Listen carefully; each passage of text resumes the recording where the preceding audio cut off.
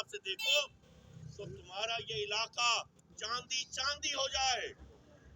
لوگوں یہاں پر ترقی کا اتنا فیض آئے کہ تم حیران رہ جاؤ.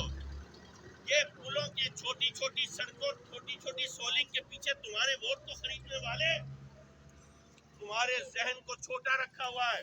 اپنے ذہن کو آزادی دے دو, غلامی کے قفل سے نکال دو. تمہاری برس ہا برس سے پڑی غلامی کی بیڑیاں توڑ دو. مجھے اس سے فرق نہیں پڑتا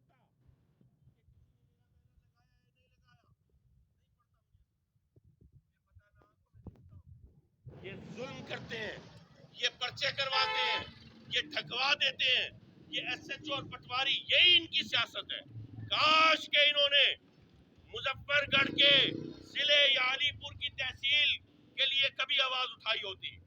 ان کی پرچیاں سارا وقت کبھی اس پٹواری کی تبدیلی اور کبھی اس ایس ایچ او کے تبادلے کے لیے اٹھتی ہیں. اس غلامی کی زنجیر کو توڑ دو.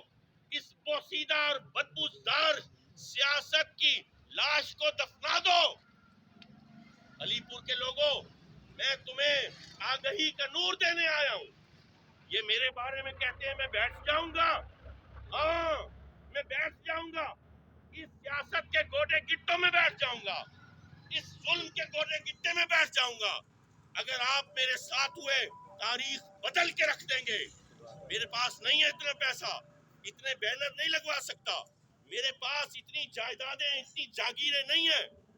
میں نے حرام نہیں کمایا. میں نے اپنی سروس کے دوران جو کچھ کمایا ہے وہ سب کچھ اس الیکشن کی نظر کر دیا ہے. جو کچھ کمایا ہے, میں ابھی تازہ ریٹائرمنٹ ہوا تھا, 2 سال 2.25 سال ہوئے مجھے. جو کچھ مجھے فیض ملا ہے میں یہاں پہ چھوڑ چکا ہوں صرف آپ کی آزادی کے لیے. میرے بیٹوں نے سیاست میں نہیں آنا. میرا کوئی بھائی نہیں ہے جس کو ساتھ کھڑا کر کے سیاست میں لے آؤں گا. ایم این اے پہ میں, ایم پی اے پہ وہ, دوسرے ایم پی اے پہ بھانجا, تیسرے ایم پی اے پہ بھتیجا, چوتھے ایم پی اے پہ داماد, 5ویں ایم این اے پہ سالہ. یہ کیا مذاق ہے بھائی؟ یہ خاندان کی حکومت سے نکلو. تمہارا بیٹا کیوں نہیں آ سکتا ایم پی اے پہ؟ تمہارا بھائی کیوں نہیں ایم این اے کا الیکشن لڑ سکتا؟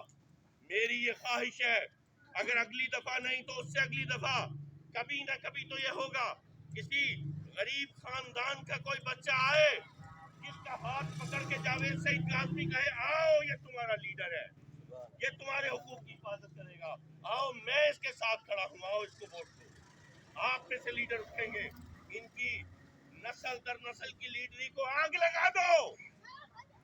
میرے پیغام کو گھر گھر پہنچا دو. جو کہتا ہے میں بیٹھ جاؤں گا اس کے منہ کے اوپر قفل چپ کا تالا لگا دو. میں نہیں بیٹھنے والا. آخری دن تک یہ شور کریں گے. یہ کیوں ڈرتے ہیں اس آزادی کے نعرے سے؟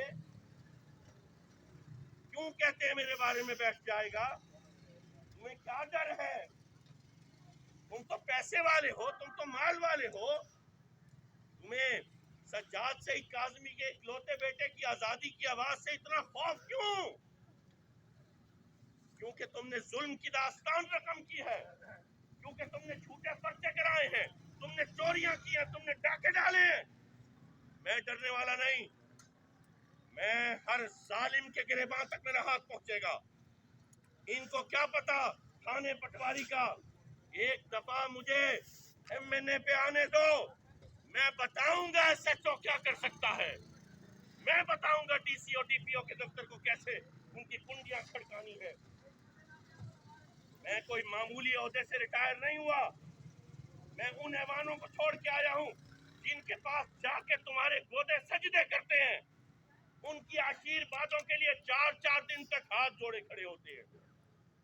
میں سید جاوید سعید کاظمی آپ لوگوں کو اپنے ساتھ کی دعوت دیتا ہوں. میری ذات کا کوئی فائدہ نہیں ہے. میرے بچوں نے سیاست میں نہیں آنا. میرا بڑا بیٹا 10 سال کا, اس کو فوج میں جانے کا شوق ہے. ایسے بھی الیکشن لڑنے کی عمر ہے 25 سال. کم از کم اگلے 15 سال کے لیے تو وہ آنے کے لیے اہل ہی نہیں ہے. میرا چھوٹا بیٹا 2.5 سال کا, ایک مدت لگے گی. اس کی کیا خواہش ہے؟ ان کو سیاست پسند نہیں ہے. لیکن میں آیا ہوں، مجھے بھی پسند نہیں. میں اپنے پیاروں کو کہتا تھا اگر میں سیاست میں آنے کا ارادہ کروں تو مجھے روکنا، لیکن خدا کی قسم یہ لاشیں اٹھائی ہیں آج ایران میں، یہ کیوں وہاں پہ مرے بچے؟ کیونکہ یہ زمین ان کو روزگار نہیں دے پا رہی. کاش کہ ہمارے گودے نے انڈسٹریل زون یہاں پہ بنایا ہوتا، کاش کہ میرا بیٹا یہاں سے پنجگور، خزدار، کراچی، سیالکوٹ اور پنڈی اور کشمیر کے اندر چھوٹے چھوٹے یہ تنخواہوں کے اوپر مزدوری کرنے پہ مجبور نہ ہوتا. اپنے مستقبل کو پہچانو. آپ کے بچے